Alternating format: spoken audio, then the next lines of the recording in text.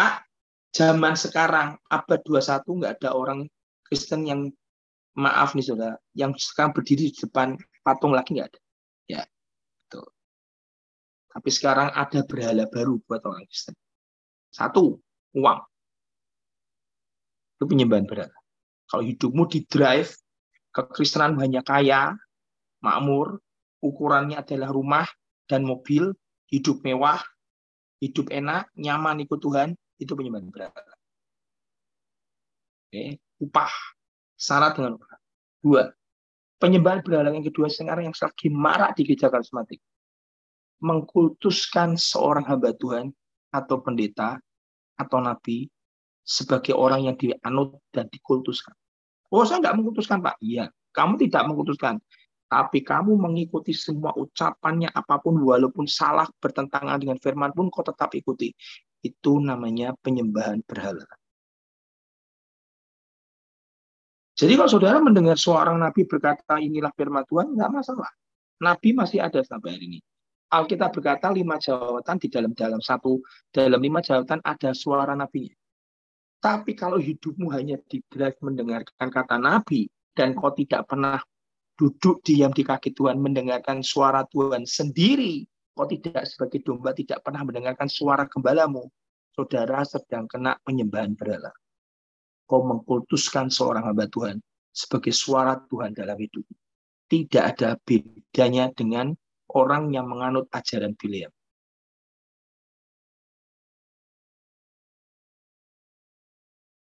Ya, hari ini Bapak Ibu semua, saya ingin menyampaikan sesuatu yang belum pernah saya sampaikan. Dan ini bicara tentang gereja, keadaan gereja di akhir zaman. Kenapa saya bicara tentang ini adalah keadaan gereja di akhir zaman? Karena gereja di akhir zaman itu sudah dinubuatkan 2000 tahun yang lalu oleh seorang rasul bernama Rasul Yohanes di Pulau Patmos. Keadaan ini sudah dibaca, sudah di Tuhan singkapkan 2000 tahun yang lalu di Pulau Patmos dengan nama 7 jemaat. Oke, saya percaya hari ini kita tidak bisa mengcover semua dari 7 jemaat, tapi saya mengambil 2 contoh gereja yang ada, yang sudah pernah ditulis di kitab Wahyu oleh Yohanes, murid Rasul Tuhan Yesus yang paling dikasihi. Dan 2 gereja itu yang saya ambil pertama adalah gereja Pergamon atau Pergamus di Wahyu 2 ayat yang ke-12. Bapak Ibu mungkin bisa lihat dengan saya. Nanti yang kedua adalah keadaan gereja yang disebut dengan nama gereja Tiatira. Hari ini saya akan bahas tentang 2 gereja ini, walaupun gereja-gereja sekarang di dunia ini ada 7. Tiatira, Pergamus, Philadelphia, Efesus, Laodikia, Sardis, dan itu adalah keadaan gereja yang terjadi sekarang yang ada di bumi ini, di akhir zaman ini. Nah, sekarang kita lihat 2 gereja ini, buat apa sih Pak kita belajar itu? Itu akan bicara tentang hidup kita. Oke, saudara ini termasuk sedang alami gereja yang seperti apa? Hidupmu, kita ini disebut sebagai gereja. Kita ini ngalami seperti apa? Saudara bilang gereja, saudara bilang kelompok, saudara bilang komunitas, atau saudara bilang sebagai pandoa atau pasukan atau apapun, kita harus ngerti keadaan yang sedang Tuhan tuliskan di akhir zaman. Nah, kalau kita melihat kita ngalami namanya sebuah penyesatan, kita harus bertobat dan kembali kepada Tuhan. Kalau jalan kita salah, mari kita kembali dan jalan kepada Tuhan. Wahyu 2 ayat yang ke-12. Saudara lihat di Alkitab saudara masing-masing. Saya harap saudara semua bawa Alkitab. Tidak ada yang ikut pelajaran ini nggak bawa Alkitab. Nanti kalau saudara nggak bawa Alkitab, saudara hanya menjadi pendengar tapi nggak ngerti apa-apa. Wahyu 2 ayat 12 berkata, dan tuliskanlah kepada malaikat jemaat di Pergamus.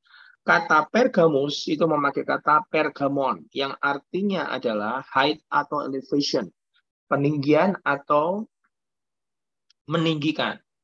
Dan Alkitab berkata, lihat ini bagus sekali, dikatakan adalah jemaat Pergamus, inilah firman Dia yang memakai pedang yang tajam dan bermata 2. Jadi gereja ini adalah gereja yang hidup oleh karena firman, gitu ya. Karena firman berkata, inilah firman Dia yang memakai pedang tajam yang bermata dua.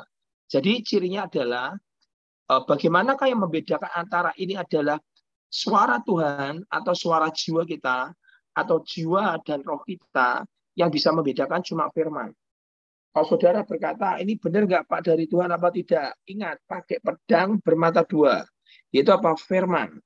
Kalau segala sesuatu, boleh nabi bicara, boleh pendeta yang terkenal bicara, atau pendeta yang diurapi bicara, dan selalu berkata, inilah firman Tuhan buat engkau.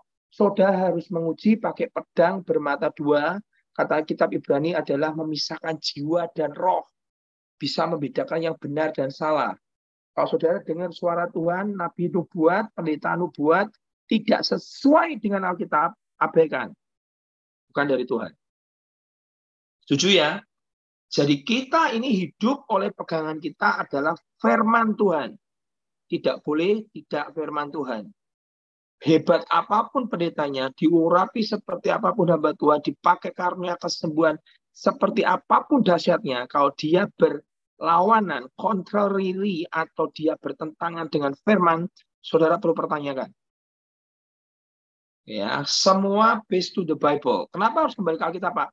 Karena firman itu adalah suara Tuhan yang tertulis, spoken word.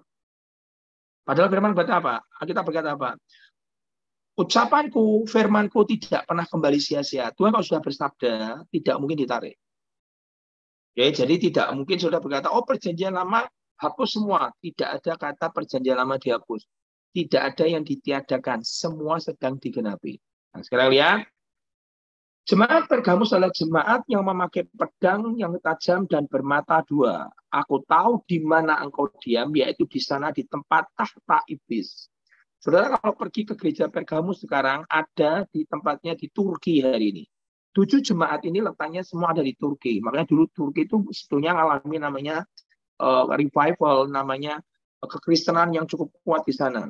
Dan rasul yang paling banyak membina jemaat, 7 jemaat itulah namanya Rasul Yohanes, murid yang paling dikasih Tuhan Yesus, yang pernah digoreng pakai minyak dan tidak mati dan dibuang di Pulau Patmos. Dan beliau hidup di zaman-zaman penganiayaan martir-martir yang abad awal bapak-bapak gereja adalah Rasul Yohanes. Dan di situ Alkitab berkata, aku tahu tempat di mana kau diam, yaitu di sana di tempat tahta iblis. Di gereja Pergamon, di jemaat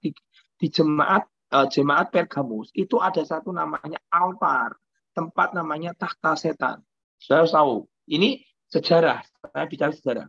Tempat itu pernah diambil semua puing-puing dari namanya tempat penyembahan berhala, tempat penyembahan dewa Baal dan segala macam, tempat mereka namanya pagan, di tempat penyembahan berhala itu penyembahan pagan itu adalah nyembah berhala, patung dan semuanya, dan biasanya terjadi perzinahan di situ dilakukan dan kemudian untuk nyembah dewa. Nah, tempat Alkitab itu berkata tempat di mana tahta iblis. Nah, puing karena itu sudah runtuh, puing-puingnya diambil, dibawa ke kota Berlin di Jerman. Dibangun di sana oleh seorang arsitek dari Jerman, dibangun dan dibuat sebuah museum di Berlin. Kalau sudah pergi ke Berlin hari ini, museumnya ada namanya Museum Pergamon atau Pergamus. Dan Alkitab berkata itu tempat di mana tahta iblis. Kenapa tempat tahta iblis? Sebelum Hitler menyatakan perang kepada orang Yahudi dan membantai puluhan juta orang Yahudi di seluruh Eropa, dia berdiri di tempat tahta iblis, bekas puing-puing di Pergamon di Turki, yang dibawa puingnya pergi ke Berlin, dan dia berdiri di sana, dan hari itu orang Yahudi dibantai semua oleh Hitler. Jadi Alkitab itu detail sekali. Tempat yang pernah dipakai untuk setan dipakai oleh Hitler, dan tempat itulah Hitler bersabda untuk membumi hanguskan dan membantai semua orang Yahudi. Makanya firman kata apa? Itulah tempat di mana tahta iblis, bekas gereja jemaat Pergamus.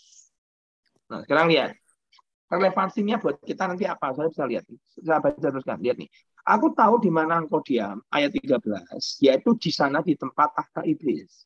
Dan engkau berpegang kepada namaku. Sudah tahu, di jemaat Pergamus, nanti ada orang yang cinta Tuhan, bahkan disebut sebagai uskup yang mati martir, sebagai anak Tuhan yang hebat. Di mana? Di Pergamus. dia adalah uskup atau bapak gereja atau pendeta di Pergamus. Dan dia berkata, engkau berpegang kepada namaku dan engkau tidak menyangkal imanmu kepadaku. Ada satu uskup bernama Antipas juga tidak. Dan juga tidak pada zaman Antipas saksiku. Firman berkata, Antipas itu adalah saksiku yang setia kepadaku, yang dibunuh di hadapan kamu, di mana iblis dia. Jadi, uskup Antipas ini adalah orang uskup atau seorang orang kudus, bapak gereja yang ditabiskan oleh murid Tuhan Yesus bernama Yohanes. Dia menginjili orang-orang penyembahan pagan di sana. Pada saat dia menginjil orang-orang penyembahan pagan, dia berkata bahwa ada Tuhan yang benar bernama Yesus Kristus. Dan orang-orang yang menyembah penyembahan berhala dan isinya perzinahan di dalam kuil mereka mempunyai satu namanya benteng perunggu. Banteng perunggu. Bukan benteng. Banteng perunggu, bentuknya lembu seperti perunggu, tempat korban-korbanan di situ, dan mereka membawa persembahan kepada penyembahan dewa mereka. Dan hari itu Antipas berhasil membawa orang-orang pengikut daripada pagan itu untuk kenal Tuhan Yesus. Kemudian para imam-imamnya mereka marah, mereka tidak suka dengan apa yang dilakukan Antipas. Antipas singkatnya berkata, kalau kalian semua tidak menyembah kepada patung namanya banteng perunggu ini, engkau akan dibuang ke Pulau Patmos, disingkirkan, di exile, atau engkau akan dieksekusi oleh Kaisar Nero, zaman Nero. Dan hari itu dia berhasil memenangkan orang-orang pagan kenal Tuhan Yesus, tapi Antipas ditangkap dan kemudian dibakar, dimasukkan ke banteng perunggu itu, dan kemudian dibakar. Dan dia mati sebagai martir. Tapi tidak ada satu api pun yang menyentuh dalam tubuh Antipas. Itu sejarah mencatat. Dan hari itu dia diperingati sebagai orang kudus, yaitu uskup dari Pergamon yang mati buat martir, buat nama Tuhan Yesus. Dan Alkitab berkata, saksiku Antipas dibunuh di hadapanmu di mana iblis dia. Lihat nih. Jadi ciri jemaat ini adalah jemaat yang hebat. Dia berani mati demi nama Tuhan, jadi saksi yang setia, berpegang pada nama Tuhan, tidak menyangkal iman, dan dia hidup dengan luar biasa sebagai seorang martir. Tapi sekarang lihat nih, so ada peringatan baik-baik untuk jemaat Pergamus. Saudara introspeksi, lihat dirimu. Tetapi ayat 14, aku mempunyai beberapa keberatan. Ini peringatan buat kita. Aku mempunyai beberapa keberatan. Apa keberatannya? Terhadap engkau, di antaramu ada beberapa orang yang menganut ajaran Bileam, yang memberi nasihat kepada Balak, yaitu raja Midian, untuk menyesatkan orang Israel supaya mereka makan persembahan berhala dan berbuat zina. Demikian juga ada padamu orang-orang yang berpegang pada ajaran pengikut Nikolaus, sebab itu bertobatlah. Jika tidak demikian, aku akan segera datang kepadamu, dan aku akan memerangi mereka dengan pedang yang di mulutku. Siapa bertelinga, hendaklah dia mendengar apa yang dikatakan Roh kepada jemaat-jemaat. Barang siapa menang, ingat kata-kata ini, hua overcome, kepadanya akan kuberikan mana yang tersembunyi, dan aku mengaruniakan kepadanya batu putih yang di atasnya tertulis nama baru yang tidak diketahui oleh siapapun selain oleh yang menerimanya. Sekarang perhatikan. Ini jemaat yang mempunyai seorang uskup pemimpin yang hebat, mati buat Tuhan, dibakar di perunggu banteng, dan mati hidup, dan sejak hari itu tempat kuburnya Antipas, sejak itu banyak orang mengalami kesembuhan. Di tempat rasul atau seorang uskup Antipas dikubur, bahkan dia tidak ada api yang menjilat badannya, dia dipanggang hidup-hidup di banteng perunggu itu. Sejak dia dikubur di tempat itu, setiap peringatan tanggal 11 April, peringatan untuk Antipas, banyak orang mengalami kesembuhan pada saat mereka datang ke sana. Nah, sekarang lihat. Tapi Tuhan mencela jemaat di Pergamus ini. Apa itu? Engkau menganut ajaran Bileam. Oleh karena nasihat Balak, menyesatkan orang Israel, sehingga mereka makan penyembahan berhala, persembahan berhala, dan berbuat zina, dan berpegang pada ajaran Nikolaus. Ini sama. Ini sekarang sedang menginfiltrasi masuk ke gereja di akhir zaman. Perhatikan. Apa itu namanya pelayanan atau disebut namanya menganut ajaran Bileam. Ajaran Bileam adalah ajaran yang sangat kompromi dengan namanya dosa. Doktrin Bileam atau doktrin Nikolaus adalah doktrin yang kompromi. Gereja sebetulnya adalah sebagai gereja compromise church atau gereja yang pengajarannya tidak senonoh, sangat bebas, memakai nama Tuhan Yesus dan mengajarkan pengajaran-pengajaran yang sesat. Contoh, di Kisah Rasul 6 ayat 5 ada orang bernama Nikolaus. Dia memakai nama istilahnya gnostik atau perbuatan yang dilakukan oleh Bileam supaya membuat orang Israel itu kena kutuk. Apa yang dilakukan Bileam sehingga gereja ini diperingatkan oleh Tuhan? Bileam ini ternyata disuruh mengutuk oleh Raja Midian Balak untuk mengutuk Israel. Dan Tuhan berkata, Bileam, kau adalah nabiku. Apa yang sudah diberkati tidak bisa engkau kutuk. Engkau sedang berdiri menghadap, menantang aku. Tuhan ngomong sama Bileam. Bileam ngomong sama Raja Midian Balak berkata, aku tidak bisa mengutuk Israel. Karena Tuhan sudah berfirman kepadaku, apa yang diberkati akan tetap diberkati dan tidak bisa dikutuk. Hari itu kemudian Balak datang membawa upeti, membawa harta yang lebih banyak kepada Bileam Nabi itu. Dan kemudian karena Bileam upah, syarat dengan upah. Di kitab Yudas berkata, hatinya bersyarat karena upah. Hatinya karena cinta akan uang. Dia datang kepada Tuhan lagi dan berdoa lagi. Dan bertanya lagi, Tuhan boleh nggak aku ngutuk Israel? Tuhan ngomong, kan aku sudah ngomong yang sudah diberkati tidak boleh engkau kutuk. Kemudian dia datang lagi kepada Balak, datang lagi, berkata, kamu jangan sampai tidak mau mengutuk. Oh, tidak bisa aku mengutuk apa yang sudah diberkati Tuhan. Tidak bisa kutuk. Dia bawa harta lebih banyak lagi dan membuat Bileam kemecer lagi. Dan dia datang kepada Tuhan. Sudah bayangkan, Tuhan sudah berkata tidak adalah tidak. Perfect will Tuhan, kehendak sempurna. Tidak, kau nggak bisa ngutuk Israel karena itu bangsa umat pilihanku. Tiba-tiba ketiga kalinya dia datang kepada Tuhan. Dalam doanya dia berkata, Tuhan, bolehkah aku datang untuk mengutuk Israel? Sudah perhatikan. Dan Tuhan berkata, silakan. Ingat ya, Tuhan itu menghormati free will manusia. Kalau Tuhan sudah ngomong jangan, engkau berkata, jangan gitu Tuhan. Kau tawar, kau berdoa, kau minta. Tiba-tiba Tuhan berkata, ya sudah terserah kamu. Tuhan berubah keputusan. Itu bukan kehendak yang sempurna. Itu namanya permissive will atau kehendak Tuhan yang diizinkan. Bileam jalan, oke. Dia datang kepada Balak berkata, oh Tuhan sudah boleh. Dia mengizinkan aku. Tuhan kasih peringatan lagi. Keledai yang ditunggang Bileam tiba-tiba bicara ngobrol. Dia ngobrol sama keledainya. Dan kemudian kakinya kejepit sama keledainya. Karena ada malaikat berdiri membawa pedang menghadang Bileam. Bileam mau marah, mau dibunuh keledai itu. Keledainya bilang dan berkata, lu nabi goblok.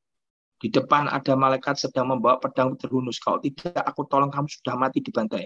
Oh, aku salah. Sudah perhatikan ini. Ini sikap seorang nabi yang hatinya atau pendeta hamba Tuhan yang syarat dengan namanya upah. Hari ini saya melihat banyak gereja yang orientasinya adalah uang, persembahan. Dan Tuhan berkata, aku mempunyai beberapa keberatan terhadap engkau, di antaramu adalah orang yang menganut ajaran Bileam. Pengajaran tentang prosperity itu tidak salah. Pengajaran tentang kemakmuran itu tidak salah. Logo, pengajaran itu macam-macam logo. Ya, tidak salah. Tapi pengajaran Bileam itu adalah pengajaran tentang bagaimana orang itu membuat dia lebih cinta harta, cinta kemakmuran daripada mencintai Tuhan. Contohnya Bileam. Tuhan ngomong jelas, jangan mengutuk apa yang sudah diberkati. Tapi karena upah, hatinya berubah. Dan akhirnya dalam cerita nanti selanjutnya, saudara membaca ayat ini berkata, menganut ajaran yang memberi nasihat kepada Balak untuk menyesatkan orang Israel supaya mereka makan penyembah berhala dan berbuat zina. Terus akhirnya Bileam dibawa naik ke atas gunung dan dia tidak bisa ngutuk. lidahnya kayak dipelintir sama Ada Tuhan. Biliam dah, kok. Ada nama Biliam dah. Dia tidak bisa mengutuk Israel. Mbak minta kiwi, Mbak. Tolong nanti bisa di-mute dulu, saya nggak bisa konsentrasi kalau ada yang interupsi. Udah?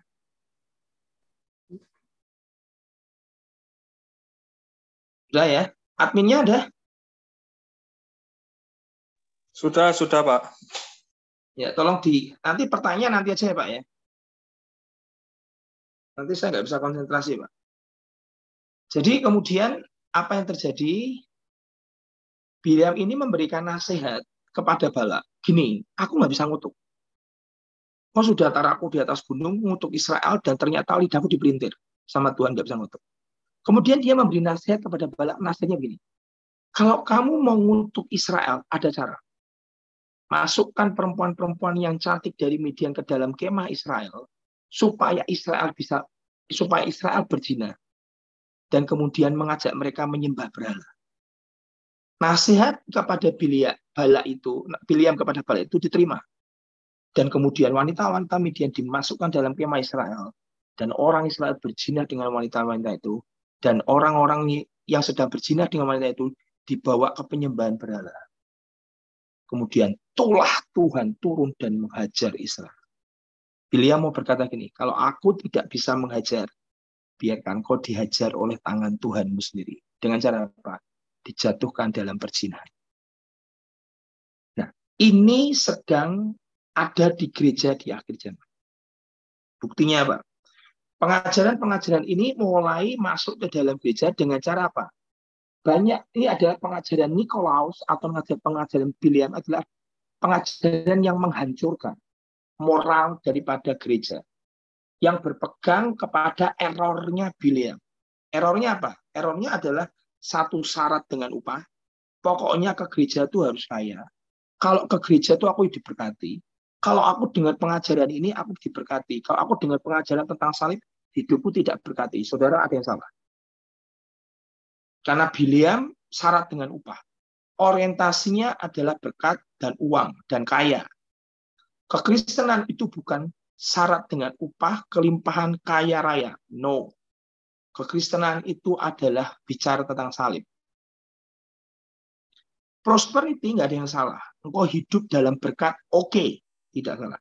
Tapi kalau tujuan hidupmu hanya untuk mencari berkat, untuk engkau menjadi kaya, akar dari segala kejahatan adalah cinta akan uang.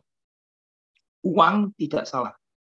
Tapi cinta akan uang adalah akar dari segala kejahatan. Dan gereja ini berpegang pada errornya Biliam menjadi stumbling block atau menjadi batu sandungan gereja dengan kebebasan untuk berhubungan yang tidak senonoh. Hari ini saya banyak dengar gereja itu gampang bercerai, kemudian kawin lagi. Ganti pasangan karena Tuhan berkata, bukan jodohku, padahal sudah jadi suami istri, dia bukan soulmate-ku, akhirnya ditinggal istrinya, dia menikah yang katanya mendengar dari Tuhan, ini jodohku. Itu pengajaran Biliam. Padahal Alkitab berkata apa? Engkau tidak boleh menceraikan istrimu kecuali itu pun kehendak yang diizinkan. Perfect will of God, kehendak Tuhan yang sempurna adalah orang bersatu tidak ada perceraian. Karena Tuhan benci perceraian. Tapi karena engkau maksa, engkau minta, dan engkau minta ada namanya perceraian, oke, hanya boleh satu syarat, yaitu kehendak yang diizinkan. Apa? Oleh karena zina. Banyak gereja hari ini, banyak anak Tuhan, bahkan bukan cuma anak Tuhan, para pendeta bercerai dengan gampangnya, kemudian menikah lagi dengan memakai nama Tuhan. Tuhan berkata, istriku dulu bukan jodohku, dan sekarang aku menemukan jodoh yang dari Tuhan. Dan Tuhan berkata, itu adalah jodohku. Dan dia nikah lagi. Itu menganut pahaman Biliam. Dan itu adalah sebuah kecemaran di dalam gereja. Dan Tuhan berkata, aku keberatan, bahkan aku mencela engkau. Engkau mengikuti pengajaran doktrin Biliam dan juga mengikuti ajaran pengikut Nikolaus. Sekarang teruskan. Ternyata nama Nikolaus atau Bileam itu artinya hampir sama. Nikolaus itu artinya adalah penakluk bangsa. Kita berkata, aku mencela engkau karena engkau juga berpegang pada ajaran pengikut Nikolaus. Nama Nikolaus artinya adalah penakluk bangsa, itu berkaitan dengan Bileam dalam bahasa Arab artinya adalah pelahap. Bileam bahasa Ibrani artinya adalah menaklukkan bangsa. Sama. Jadi dalam bahasa Ibraninya, Nikolaus artinya penakluk bangsa, Bileam artinya adalah menelan sebuah bangsa. Jadi pengajaran Nikolaus dan Bileam ini adalah sedang ingin menelan sebuah gereja, menaklukkan sebuah gereja. Dengan apa? Gereja yang terlalu longgar, gereja yang terlalu tidak punya namanya dasar firman yang cukup kuat untuk berdiri di atas kekudusan, tapi mereka lebih banyak gereja yang berkompromi. Sekarang lihat, orang yang hidup di dalam pengajaran Nikolaus di zaman kita Perjanjian Baru di kitab Kisah Rasul adalah orang-orang yang beribadah kepada Tuhan Yesus. Mereka percaya kepada Tuhan Yesus, baru percaya kepada Tuhan Yesus, orang Jewish. Tapi mereka kemudian apa yang terjadi? Bentar, catatan saya tiba-tiba geser. Kita tunggu sebentar.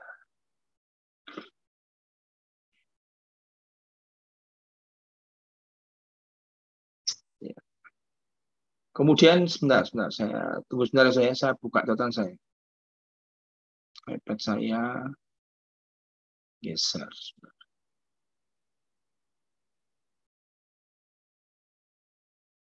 Karena harus lihat catatan karena ini banyak sekali data.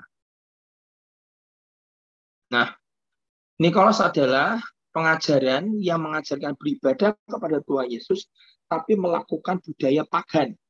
Budaya pagan itu budaya apa, Pak? Makan persembahan berhala itu boleh. Tidak boleh. Orang Kristen tidak boleh makan persembahan berhala. Nah, sekarang orang tanya, atau penyembahan berhala. Nah, sekarang orang berkata, Pak, zaman sekarang, abad 21, nggak ada orang Kristen yang, maaf nih saudara, yang sekarang berdiri di depan patung lagi nggak ada.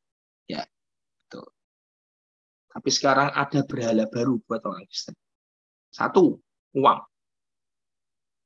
Itu penyembahan berhala. Kalau hidupmu di drive, kekristenan hanya kaya, makmur, ukurannya adalah rumah dan mobil, hidup mewah, hidup enak, nyaman ikut Tuhan, itu penyembahan berhala. Oke, upah, syarat dengan upah.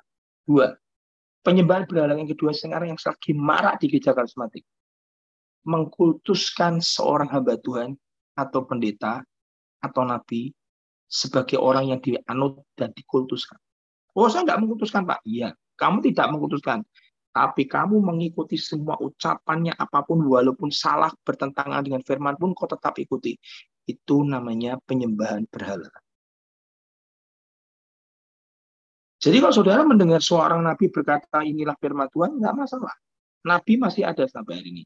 Alkitab berkata 5 jawatan di dalam 5 jawatan ada suara nabinya. Tapi kalau hidupmu hanya di-drive mendengarkan kata nabi dan kau tidak pernah duduk diam di kaki Tuhan mendengarkan suara Tuhan sendiri, kau tidak sebagai domba tidak pernah mendengarkan suara gembalamu, saudara sedang kena penyembahan berhala. Kau mengkultuskan seorang hamba Tuhan sebagai suara Tuhan dalam hidup. Tidak ada bedanya dengan orang yang menganut ajaran Bileam. Balak minta Bileam untuk ngutuk, karena apa yang dikutuk Bileam akan jadi, apa yang diberkati Bileam akan jadi. Hidupnya digantungkan kepada Bileam. Orang Kristen hari ini kemana-mana cari suara Tuhan. Dari mana? Nabi. Engkau sendiri pernah dengar nggak? Tidak. Kau pernah duduk menantikan Tuhan? Tidak. Tidak. Kau apakah pernah duduk menantikan kedatangan Tuhan, kehadiran Tuhan dalam hidupmu, dan Tuhan bicara dalam hidup? Tidak. Tidak pernah. Engkau sedang membuat penyembahan berhala untuk nabi itu. Dan itu adalah orang yang mengikuti ajaran Bileam. Dombaku mengenal suaraku, kata firman. Berarti saudara sebagai domba, semua domba Allah harus kenal suara Tuhan. Tidak bisa tidak. Saudara harus mendengar. Caranya Pak, duduk di kaki Tuhan, bangun pagi, ngomong, Tuhan, aku dombamu. Aku harus dengar suara gembalaku. Oke, nanti tidak ada waktu tidak ada waktu untuk menjelaskan suara Tuhan dari itu. Sekarang lihat dulu. Jadi pengajaran Nikolaus dan William ini adalah pengajaran yang mengkompromikan gereja di awal. Karena gereja awal zaman Kisah Rasul itu masyarakatnya belum Kristen, mereka menyembah pagan. Mereka ada penyembahan berhala, ada Dewi Atramis, ada Dewi Kesuburan, ada tadi yang banteng perunggu disembah oleh mereka. Dan mereka sudah kenal Tuhan Yesus, tapi mereka masih melakukan ritual-ritual seperti itu. Dan Tuhan berkata, aku mencela. Orang Kristen tidak boleh nyampur yang kudus kekristenan dengan yang dari berhala. Dengan budaya pagan. Nah, sekarang apalagi yang ada dalam ajaran Nikolaus. Ajaran Nikolaus adalah ajaran yang controlling spirit. Ngontrol. Contoh, Nikolaus adalah Kisah Rasul 6 ayat 5. Bahkan sampai orang berkata, pendeta yang begini, kalau kamu sampai keluar dari gereja ini, hidupmu akan mati, engkau akan tidak bisa masuk surga. Diancam dengan sebuah statement. Kalau kamu keluar dari gereja ini, kau nggak akan masuk surga. Itu ajaran Nikolaus, controlling spirit. Untuk mengontrol jemaatnya supaya tidak keluar jemaat dari gereja, dia berkata, kalau kamu keluar dari gereja ini, engkau tidak masuk surga. Engkau keluar dari destiny. Itu ajaran Nikolaus. Saudara ingat baik-baik, Tuhan itu memberikan kebebasan kepada free will kita. Tuhan itu tidak pernah violent, Tuhan tidak pernah abuse, Tuhan tidak pernah maksa kehendak bebas manusia. Wahyu 3:20 berkata apa? Lihat, aku berdiri di muka pintu dan mengetuk. Tuhan Yesus itu sedang berdiri di depan pintu hidup saudara dan hati saudara sedang mengetuk. Barang siapa mendengar suaraku dan membukakan pintu. Jadi saudara harus mendengar suara yang mengetuk pintu, Tuhan mengetuk pintu. Engkau membukakan pintu dan kau mempersilahkan aku masuk ke dalam rumahmu. Aku akan masuk ke dalamnya, makan bersama-sama dengan kau. Tuhanmu itu gentle, sopan, tidak main dobrak, main nyelonong, masuk hidupnya orang. Dia tidak pernah namanya paksa, enggak pernah. Dia, Alkitab berkata apa? Pengajaran Nikolaus adalah pengajaran orang yang supaya ingin maksa orang dengan cara pakai ancaman, pakai suara Tuhan. Kalau kamu tidak ikut saya, atau Nabi berkata, kamu tidak ikut saya, kamu akan keluar dari destiny. Kalau kamu tidak ikut saya, kamu akan tidak masuk surga. Kalau kamu tidak ikut saya, kamu akan disambar petir. Nah, itu ajaran Nikolaus. Ingin ngontrol, walaupun hamba Tuhan atau Nabi ini, dia orang yang diurapi, tapi dia sudah kena namanya pengajaran atau doktrin William atau Nikolaus. Jadi Pak, kalau saya mendengar suara Tuhan dari seorang Nabi, jangan takut. Boleh diuji. Karena Alkitab berkata, uji semua roh. Dosa enggak? Tidak. Alkitab cuma berkata ini, segala sesuatu kalau mau terima 2 perkara, 3 perkara dalam itu, harus ada yang namanya, perkara itu dikatakan sah kalau ada 2-3 saksi. Satu bicara suara Tuhan tentang hidupmu, 2 hamba Tuhan yang bicara, saudara sendiri dapat 3 saksi, baru perkara dikatakan sah. Nah, jadi Bapak Ibu semua yang ada di kelas ini, tolong perhatikan baik-baik. Jangan takut dengan orang, hamba Tuhan, atau siapapun yang memakai nama suara Tuhan hanya untuk mengintimidasi atau mengontrol saudara. Itu pengajaran Nikolaus. Oke, sekarang lihat.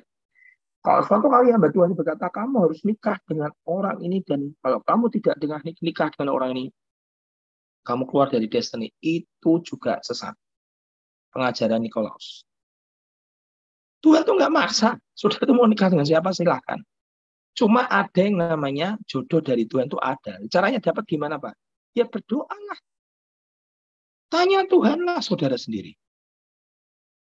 Hamba Tuhan hanya meneguhkan. Kemudian, kalau saudara tadi ya, suruh mau keluar dari gereja atau keluar dari kelompok tertentu, diintimidasi dengan kata-kata tidak bisa masuk surga, itu adalah doktrin William. Sesat. Suatu kali Pastor Benny Hinn pernah dia menjadi jemaat di Kanada, di Youth Kanada di Vancouver. Dan saat dia masih SMA, dia menjadi salah satu jemaat di Vancouver di Kanada. Dan hari itu tiba-tiba gerejanya mengalami ledakan ledakannya luar biasa, anak-anak muda berkembang dalam waktu singkat tahun 80-an lah itu berkembang menjadi sekitar 2.000 sampai 3.000 jemaatnya, 70 sekian. Gembalanya itu dipakai Tuhan luar biasa dan akhirnya terjadi perkembangan yang begitu luar biasa di gerejanya dia. Pastor Benin, dan itu jemaat di situ sebagai anak youth. Dan semua anak muda semua jumlahnya 3.000. Nah, yang perhatikan Bapak. Tiba-tiba gembalanya mengundang seorang pengajar masuk ke gereja itu, ngajar. Nah, salah satu pengajaran yang daripada hamba Tuhan yang diundang masuk dalam gerejanya itu adalah kamu harus kontrol jemaatmu mau nikah dengan siapa. Kalau pendetanya nggak setuju, ya kamu nggak boleh nikah dengan itu. Nanti kamu keluar dari destiny, nanti kamu tidak masuk surga. Saudara tahu apa yang terjadi? Termasuk jemaatnya mau pergi ke KKR Catherine Kuhlman tidak boleh. Dikontrol pokoknya. Jemaatnya, kamu ini kan gereja ini kan sudah berkembang luar biasa, gereja ini kan sedang mengalami kegerakan, dipakai Tuhan luar biasa, kamu tidak perlu pergi ke tempat KKR-nya Catherine Kuhlman. Kalau kamu nikah, kamu lapor dulu sama pendetanya. Kalau pendeta nggak setuju, kamu nggak boleh nikah. Kontrol. Sudah tahu, dalam waktu sekejap, gerejanya pecah, bubar, dan habis. Gara-gara apa? Mendengar teaching, pengajaran Biliam, doktrin Biliam, doktrin Nikolaus, kontrol. Tuhan tidak pernah violent, mengabuse, memaksa, mengambil alih free will kita. Walaupun free will kita itu tidak selamanya bagus. Tapi Tuhan menghormati namanya free will. Nah, sekarang lihat. Pengajaran Biliam itu mengajarkan boleh nikah dengan orang yang tidak Kristen. Nanti kalau sudah kamu jeli, percaya Tuhan Yesus, kamu jadikan Kristen. Itu salah satu pengajaran Biliam. Dan buat pengajaran Biliam adalah, ya orang tidak perawan itu tidak apa-apa. Kumpul kebo itu tidak masalah. Homo itu nggak apa-apa. Tuhan ngerti kok. Kan anugerah. Semua pengajarannya pokoknya ke semua anugerah. Ingat saudara, dosa itu mengandung konsekuensi. Kalau dosa, katakan dosa. Kita tidak membenci orang homo. Tapi kita yang tidak bisa kita terima adalah lifestyle-nya. Tuhan itu mengampuni orang yang berbuat dosa. Tapi dosa oleh Tuhan itu dihakimi. Jadi kita tidak bisa berkata, oh nggak apa-apa, jatuh itu nggak apa-apa. Enggak. Kamu harus bertobat. Homo itu tidak boleh diterima. Maksudnya apa? Kamu tidak boleh melakukan pekerjaan homo. Kamu harus bertobat. Kembali kepada jalan yang benar. Tuhan menciptakan Adam dan Hawa. Bukan Adam and Steve. No. Adam and Eve. Bukan Adam and Steve. Gereja mulai kompromi. Banyak gereja besar hari ini di dunia yang kompromi dengan golongan homo LGBT. Mereka menerima karena persembahannya gede. Nah, Tuhan berkata, aku mencela. Ya, terus pengajaran Biliam ini adalah pengajaran terlalu hyper grace. Anugerahnya terlalu melimpah sampai berbuat dosa pun tidak apa-apa. Lifestyle hidupnya semaunya, kompromi dengan namanya penyembahan berhala. Penyembahan berhala, saya berkata hari ini penyembahan berhala adalah mengidolakan hamba Tuhan pendeta atau pekerjaannya. Kemudian kalau sudah terlanjur nikah, ya jangan cerai, tapi boleh punya soulmate. Sudah terlanjur nikah, kamu jangan cerai. Nanti Tuhan benci perceraian. Tapi kamu boleh punya soulmate. Itu sesat. Pengajaran Nikolaus. Oke. Jadi saudara, pokoknya semua yang berbau dengan namanya kecemaran dalam gereja, kenajisan. Tuhan berkata, kuduskan diri. Ya kalau bilang dosa, bilanglah dosa. Kalau berzina, ya bertobatlah. Tuhan benci dengan perzinahan. Dengan orang yang jatuh tidak benci. Tapi dengan perzinahannya, Tuhan berkata tidak bisa. Itu menghancurkan. Oke? Jadi pengajaran Biliam adalah pengajaran yang cinta akan uang, ukurannya adalah diberkati, didrive dengan hidup oleh karena sukses, kalau jadi Kristen ya aku sukses. Gerejanya harus prosper, kaya. Stylenya pendetanya semuanya harus oke, branded, segala macam. No. Kekristenan bukan branded. Kekristenan adalah pikul salib, sangkal diri, ikut Tuhan Yesus. Dan follow me. Saudara akan masuk kerajaan surga. Kalau kekristenan diukur dengan namanya merek, ya saudara banyak orang Kristen nggak masuk surga nanti. Oke, jadi gereja Pergamon adalah gereja yang kompromi dan standarnya sudah standar dunia.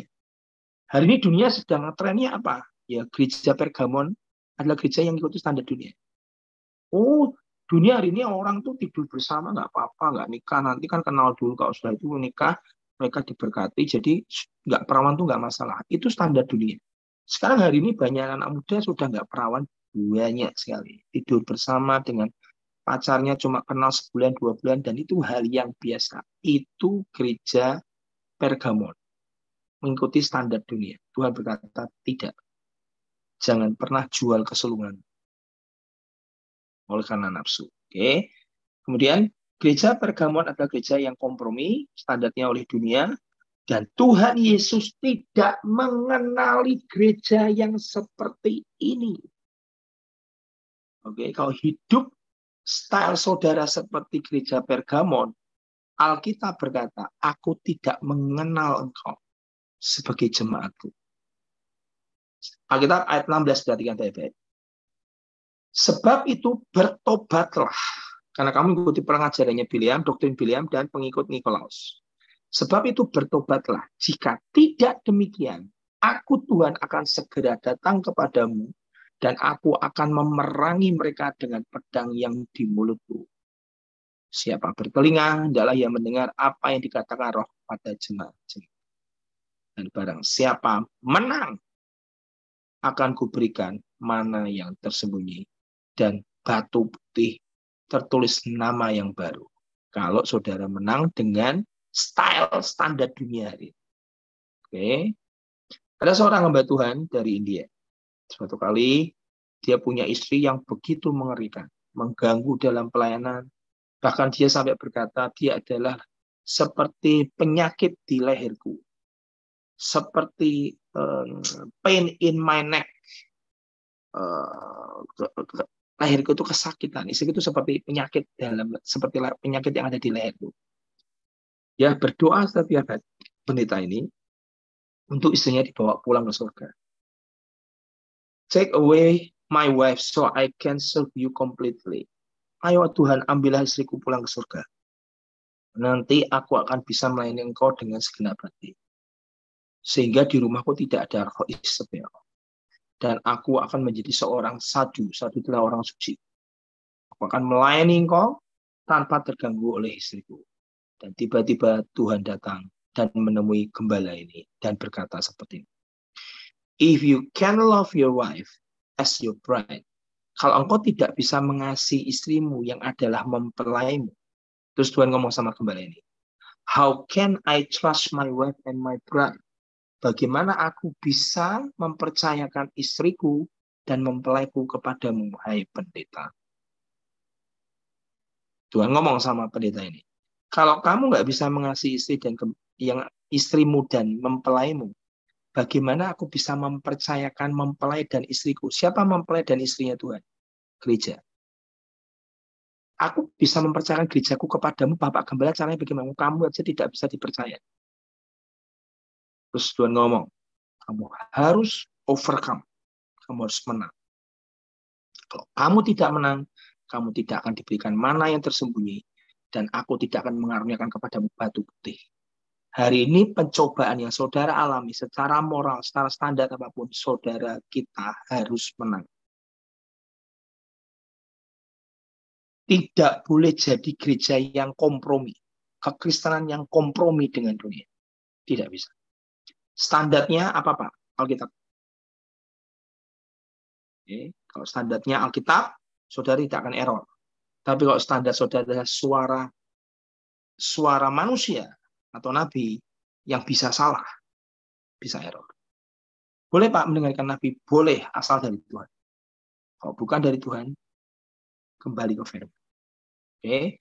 Terus sekarang jemaat yang kedua yang saya mau bahas, yang terakhir, yaitu jemaat Tiatira. Buka Wahyu 2 ayat 18. Sekarang ciri yang kedua, jemaat Tiatira. Wahyu 2 ayat yang ke-18. Tadi Tuhan punya saksi bernama Antipas.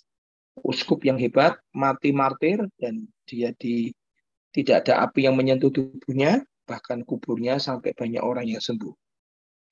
Dan kemudian peringatannya adalah, aku keberatan kamu mengikuti doktrin Bileam dan pengajaran pengikut Nikolaus. Gereja yang kompromi, gereja yang terlalu speder atau gereja yang terlalu hyper grace, anugerah terlalu berlebihan, sehingga tidak pernah memberitakan namanya pertobatan dan pengampunan, pertobatan dan pertobatan. Dan kemudian atau gereja yang kompromi dengan namanya isunya hidup sukses, kaya, dan semakin kaya. Tidak pernah bicara tentang namanya salib. Sekarang gereja yang kedua adalah gereja Tiatira. Wahyu 2 ayat 18. Dan tuliskan kepada malaikat jemaat di Tiatira.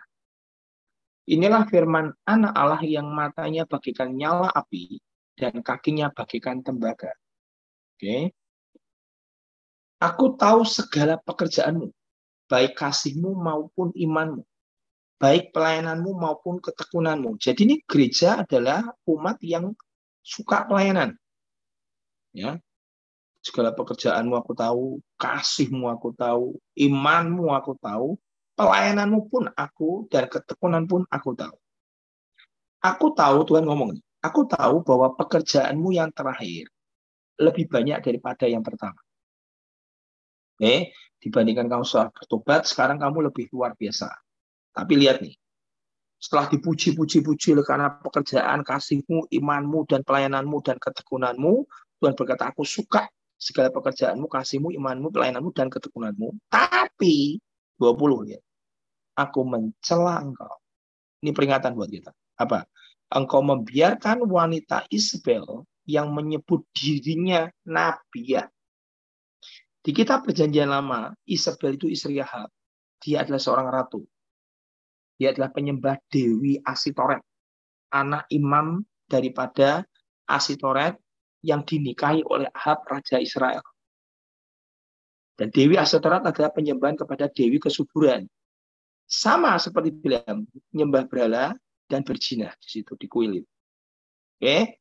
Tuhan ngomong pada gereja di Tiatira, aku mencela engkau karena engkau membiarkan seorang wanita. Jadi Isabel yang menyebut dirinya nabi, ini rankingnya di gereja Tuhan adalah seorang nabi. Punya otoritas tertinggi. Yang menyebut dirinya nabi ya, mengajar, menyesatkan hamba-hambaku, supaya dua lagi, berbuat zina dan makan persembahan-persembahan berhala. Mirip. Dari dua jemaat Pergamus dan jemaat Tiatira hampir sama. Perzinahan dan penyembahan berhala. Perzinahan apa? Ya kompromi. Nggak apa-apa. Ya cerah nggak apa-apa. Nikah lagi nggak apa-apa. Pokoknya mengizinkan, membiarkan filthy, yang kotor dalam gereja. Immoral. Nah, sekarang lihat. Dan aku telah memberikan dia waktu untuk bertobat. Ayat 21. Tetapi ia tidak mau bertobat dari zinahnya. Tuhan kasih kesempatan. Ayo bertobat. Perzinahan itu adalah tetap dosa. Kau harus bertobat. Tapi tidak mau bertobat dari zina. Lihat ayat 22. Lihatlah aku Tuhan Yesus akan melemparkan dia ke ranjang orang sakit. Dan mereka yang berbuat zina dengan dia akan kulemparkan ke dalam kesukaran besar. Jika mereka tidak bertobat dari perbuatan-perbuatan perempuan itu. Dan anak-anaknya akan kumatikan. Dan semua jemaat akan mengetahui. Ini mengerikan loh. Sampai mau dibunuh. Bahwa akulah yang menguji batin dan hati orang, dan bahwa aku Tuhan akan membalaskan kepadamu setiap orang menurut perbuatannya.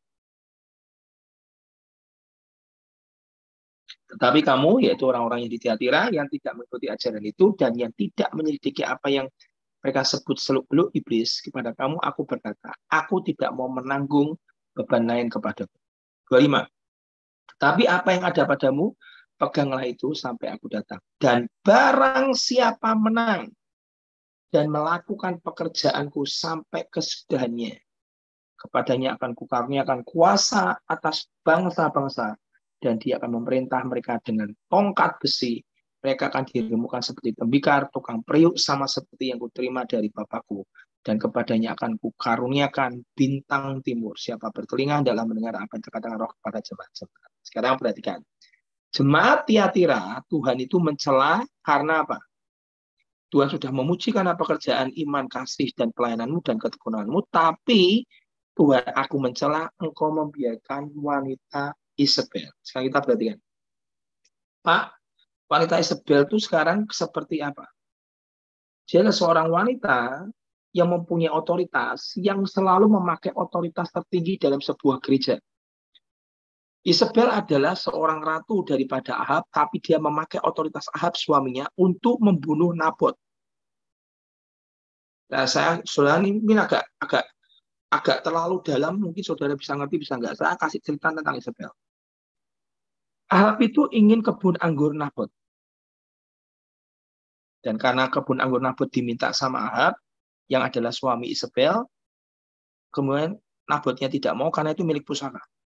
Ahabnya nangis masuk rumah, dilihat istrinya Isabel, kamu ngapa nangis? Ya, itu aku minta kebunnya anggurnya si Nabot, nggak boleh. Karena itu milik pusaka. Nah, kamu kok lucu, raja kok cengeng. Sudah, serahkan padaku Isabel pada itu.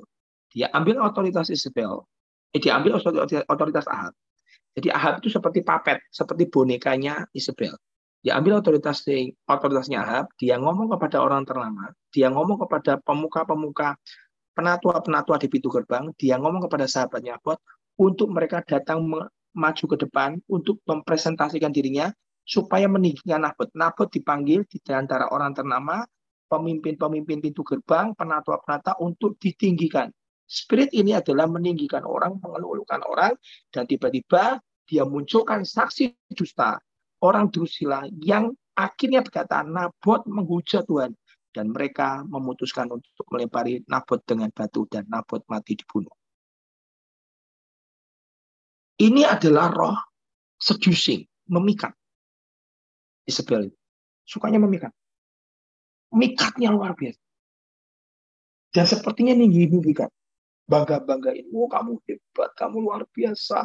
Talent kamu dahsyat, kamu semuanya karunia kenabian luar biasa. Selangkut tinggi-tinggikan, dan dibantah. Saudara, mungkin sudah sulit cerna ini, tapi saya ini lagi belajar tentang roh Isabel. Di dalam Alkitab ada dua Elia.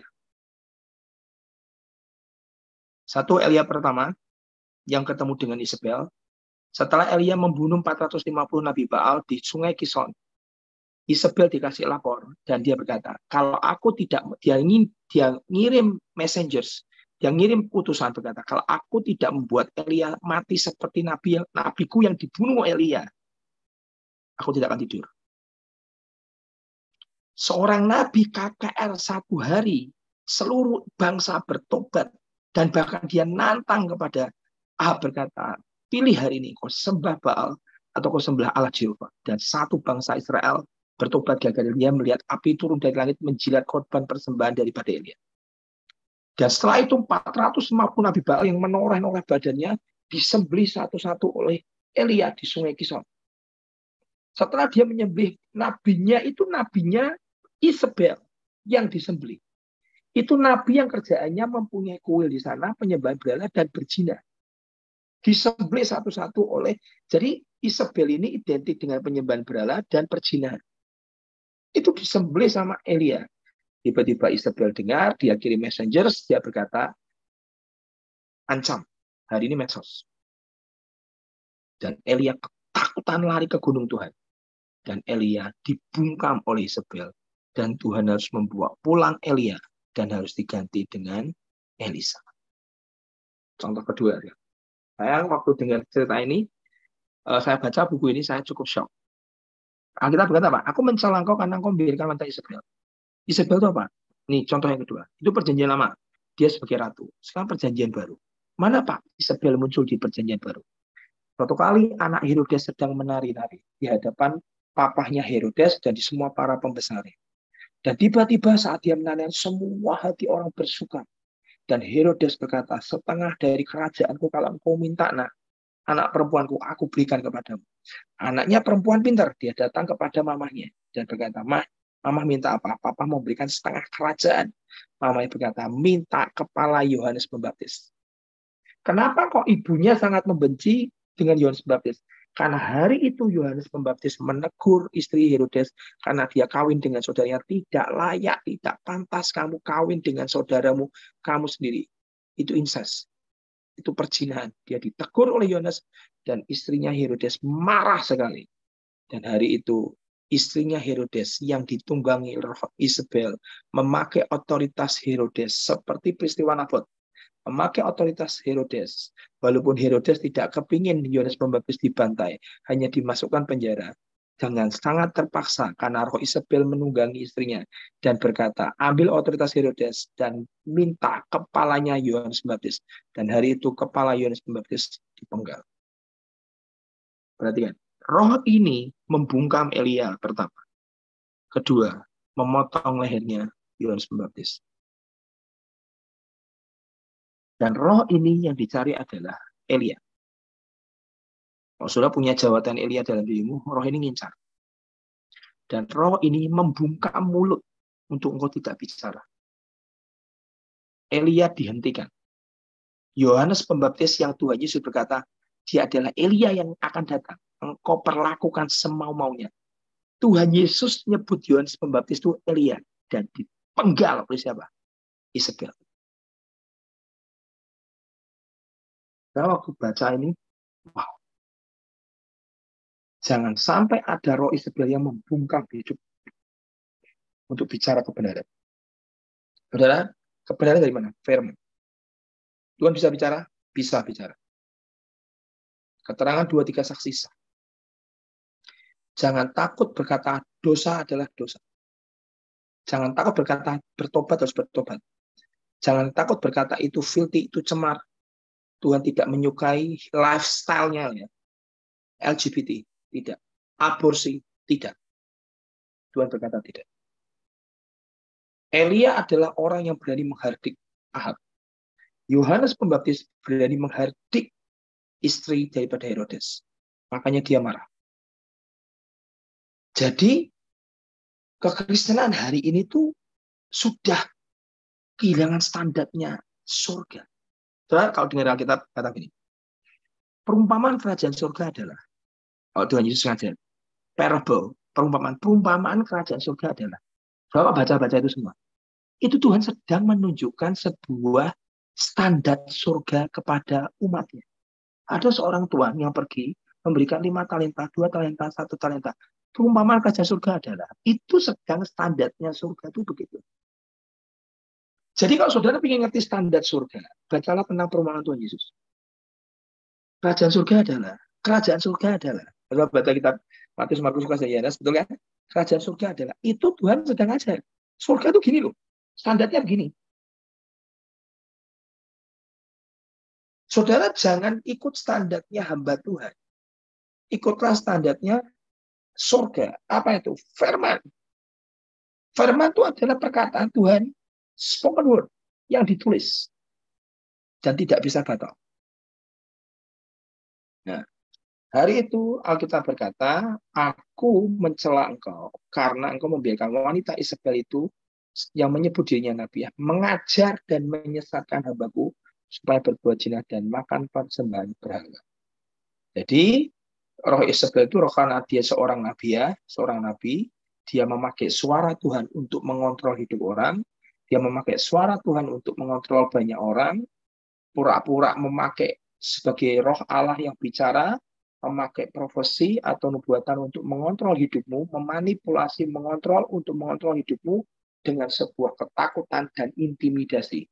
Kalau ada nabi berkata dan mengontrol hidupmu memakai nama suara Tuhan untuk memanipulasi dan mengontrol hidupmu dengan ketakutan dan intimidasi, itu bukan dari Tuhan, saudara abaikan. Saya kalau dengar itu saya takut Pak Naf itu ngomong saya akan mengalami gini-gini, kalau tidak saya akan mati gini, saya abaikan. Itu roh Isabel. Banyak anak Tuhan kena karena kamu takut sehingga kamu tidak mau di bawah contoh. Ya. Jadi misalnya ada seorang pendeta berkata, oh kalau kamu tidak mau di bawah kepemimpinanku, kamu akan keluar dari destiny. Itu Isabel. Ngontrol, manipulasi. Oke. Dan roh Isabel adalah roh yang selalu berbau dengan namanya lustful atau apa? Perzinahan.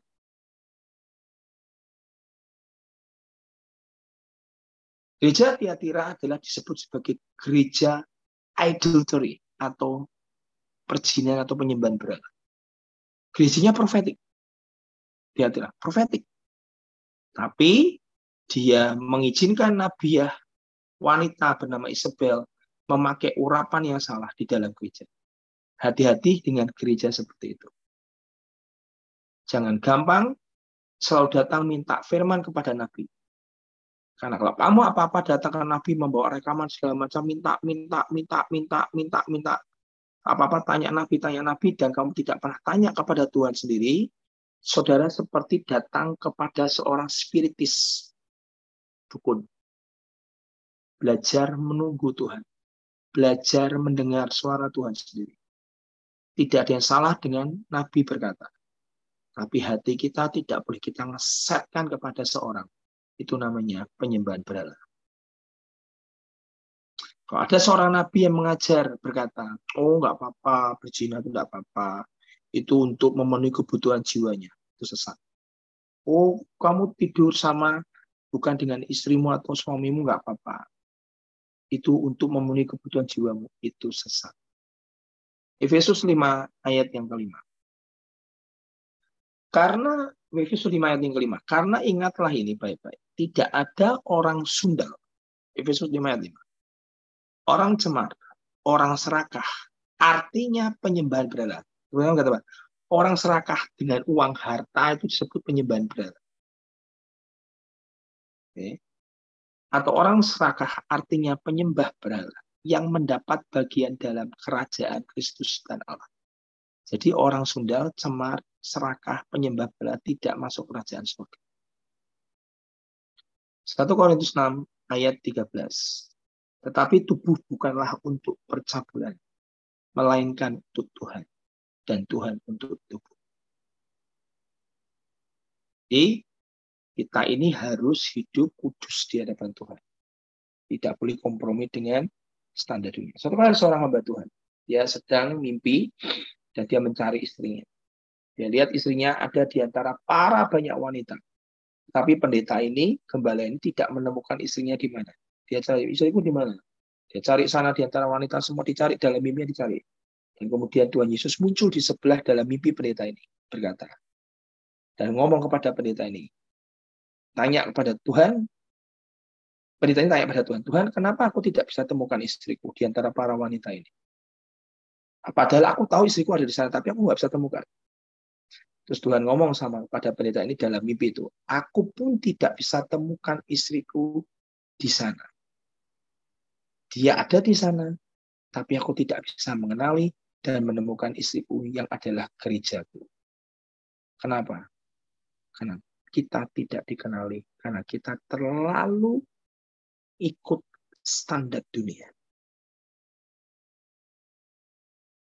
Terlalu ikut budaya dunia.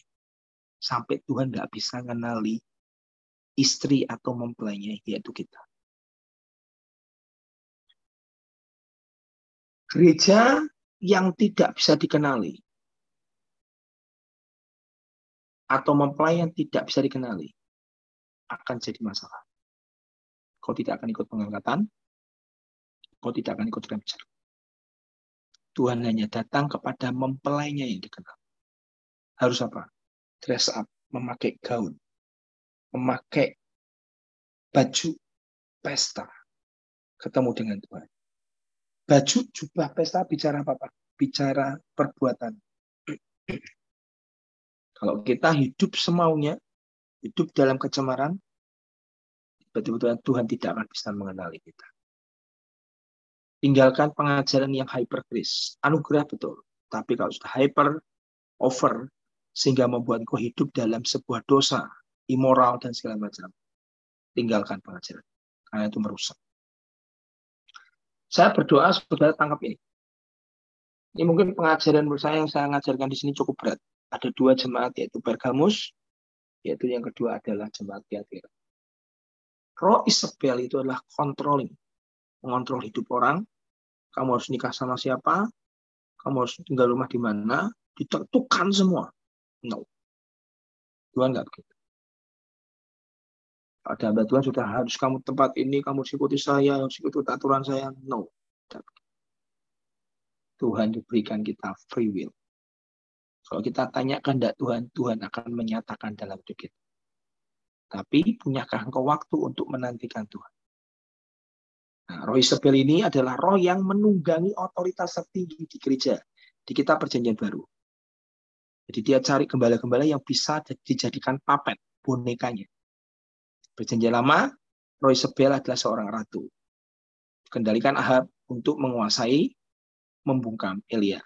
Perjanjian Baru mengendalikan Herodes untuk memotong lehernya Yohanes Pembaptis. Roh ini sedang membungkam gereja. Mulutnya para orang hamba Tuhan yang dipakai luar biasa, yang diurapi dengan pengurapan Elia. Ada Nabi, saya kasih ilustrasi bagus. Mumpungnya. Sudah pernah dengar namanya Welsh Revival? Evan Roberts. Welsh Revival itu adalah seorang anak muda yang cinta Tuhannya luar biasa. Sejak dari kecil dikatakan gila, karena suka ngomong sendiri. Namanya Evan Roberts. Dia jalan, dia pergi ke tambang, sambil baca Alkitab, sambil berdoa, mengucapkan, ngobrol dengan Tuhan. Sampai orang-orang tambang ini anak kecil gila. Sukanya ngedumel sendiri, ngobrol sendiri, dan tidak tahu arah. Sampai suatu kali, karena dia suka dikata-kata gitu, ya dia nggak peduli. Karena dia mempunyai enjoy communion, hubungan dengan Tuhannya sangat bagus. Baca Alkitab, berdoa. Dan dia nggak gila. Sampai suatu kali, Tuhan ngomong sama dia dalam sebuah penglihatan, dia punya seorang teman sahabat bernama Sydney. Aku akan buat sebuah revival yang besar di kota Wales. Dunia hari ini heboh dengan namanya Welsh Revival. Oh ya Tuhan, ya.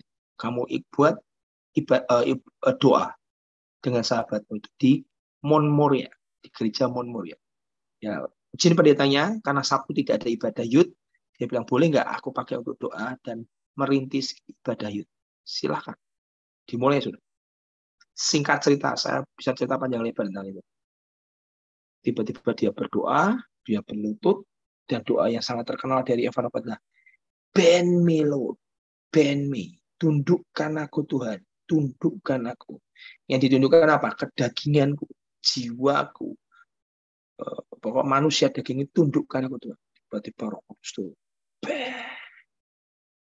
Dan sejak hari itu, Wells mengalami revival. Hebatnya, seluruh sejak itu orang pada berdatangan ke gereja itu. Si Evan Robert hanya berdoa, dia kadang khotbah sedikit, dan dia biarkan rohnya itu gerak dengan luar biasa.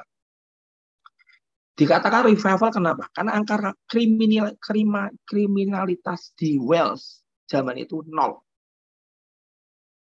Semua penjahat di penjara dikeluarkan semua, pada masuk gereja, pada bertobat. Polisi sampai foto bareng bersama-sama sampai nganggur, berkata, sudah nggak ada penjahat lagi di kota Wales. Semua orang yang masuk ke kota Wales pada bertobat. Masuk ke gereja, pada minta baptis. Pelacur-pelacur sudah tidak lagi melayani pelayannya para bisnismen. Pelacur-pelacur bawanya Alkitab. Bisnismen yang datang mau melacur malah diinjili para pelacur-pelacur. Pertandingan sepak bola cancel, dibatalkan. Orang pada berbondong-bondong, ngantri beratus-ratus orang untuk masuk ke dalam gedung gereja. Ibadah dimulai jam 3 sore, selesai jam 9 pagi. Tiap hari. 2 tahun. Sampai suatu kali, ya ini lihat nih, Roy Sebel. Suatu kali ada seorang hamba Tuhan bernama Jessie Van Lewis. Seorang wanita, hamba Tuhan senior, hamba Tuhan yang dipakai luar biasa. Tiba-tiba dia memperhatikan pelayanan daripada Evan Roberts. Evan Roberts itu hanya datang, dia duduk, diam, mendengarkan Roh Kudus bicara. Tiba-tiba orang pada nangis, nari, nyembah Tuhan, bertobat, teriak, segala macam, nubuat dan segala macam. Evan Roberts hanya di situ, mengarahkan, membimbing dan segala macam selama 2 tahun. Tiba-tiba karena itu dilakukan tiap hari dari jam 3 sore 9 pagi, 3 sore 9 pagi. Semua toko tutup, semua pertandingan bola tutup, semua arena tutup, semua pada pergi ke gereja semua. Tiap hari keletihan terjadi. Tahun kemudian Evan Robert pada saat dia naik mimbar, tiba-tiba dia jatuh. Jatuh karena badannya terlalu capek. Dia jatuh, dia lunglai, ditangkaplah oleh orang bernama Jesse Penwis. Ini seorang oma-oma. Dia adalah istri dari seorang, kalau nggak salah, wali kota. Kalau nggak orang ternama lah di Inggris. Seorang penghamba Tuhan wanita ini. Diambil, kemudian dibawa pulang ke rumahnya dengan suaminya, dirawat dia, dan Ibu Penwis ini berkata ini, kamu ini sudah terlalu jauh. Kegerakan itu tidak hanya tergantung sama kamu. Jadi tanpa kamu ada di dalam ruangan itu pun tetap kegerakan Tuhan akan tetap jalan. Kamu sudah sombong rohani, kamu sudah meninggikan diri, makanya kamu kolaps dan kamu jatuh. Evan Robert percaya. Dia nggak mau keluar dari kamar itu. Dan kemudian dikasih pengajaran sama hamba Tuhan ini, kamu tidak boleh keluar. Kamu tidak boleh ketemu ibumu kandung, ketemu saudaramu kandung, pendetamu, teman-teman rohanimu, Sydney sahabatmu nggak boleh. Kamu harus menyendiri bersama dengan Tuhan. Diajari pengajaran yang salah. Kamu tidak boleh keluar. Padahal itu revival sedang terjadi. Dia kayak ditutup, dihentikan, dimasukkan dalam sebuah ruangan, tidak boleh kemana-mana. Dan apa yang terjadi? Revive berhenti. Bam! Berhenti. Dan 1 tahun kemudian atau 2 tahun kemudian, Evan Robert baru keluar. Jadi selama 1 tahun tidak pernah ketemu ibunya kandung, pendetanya nggak pernah ketemu, saudaranya nggak pernah ketemu, teman-teman rohaninya, sahabatnya nggak ketemu. Kenapa? Dikup, diisolasi di satu tempat, memang tempatnya mewah, bagus, dan segala macam oleh Jesse Penwis. Dan Jesse Penwis seorang pendeta, seorang nabi, seorang hamba Tuhan.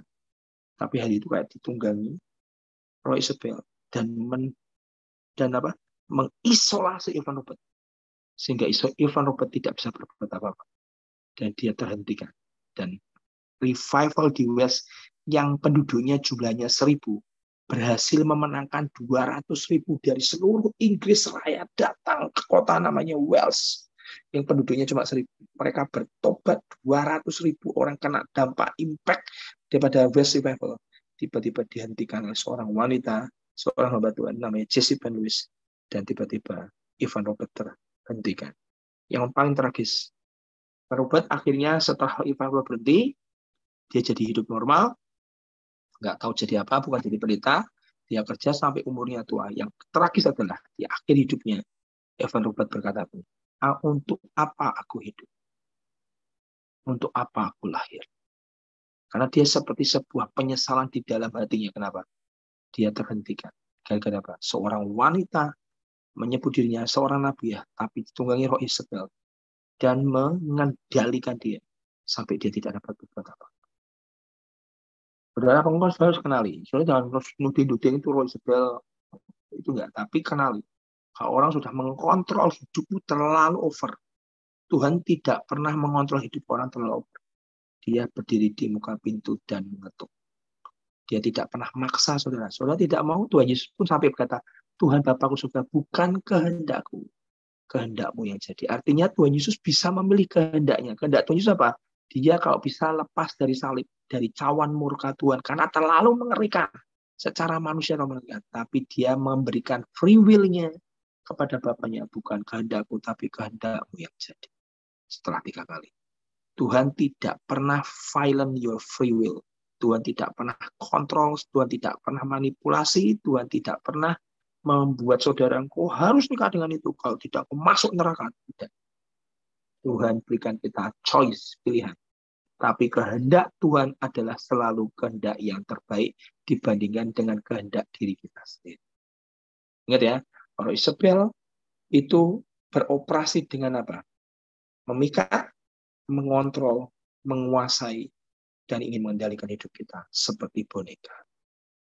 Jangan mau. Amin.